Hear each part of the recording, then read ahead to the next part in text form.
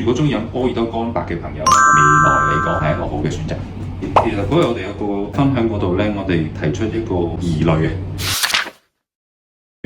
就係我哋而家最靚嘅白酒其實係 Pessa 土壤係比較熱嘅，但係而家如果落到去白酒咧，有機會令佢太熱嘅。對於白酒嚟講，最凍嘅土壤嘅地咧就係clay limestone。泥本身係可以鎖水同埋凍啲啦 ，limestone 有效地減慢葡萄嘅生長咧，令佢糖分累積會慢啲，飲落就清爽啲。紫色嘅地方佢哋 limestone 都幾好。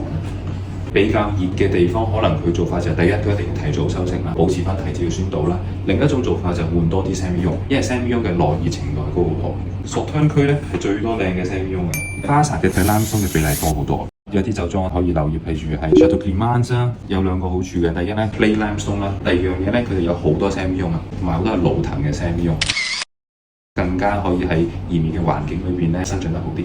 而家 Sauternes 巴薩咧就做多啲乾白嘅。如果中意飲波爾多乾白嘅朋友咧，未來嚟講可能係一個好嘅選擇。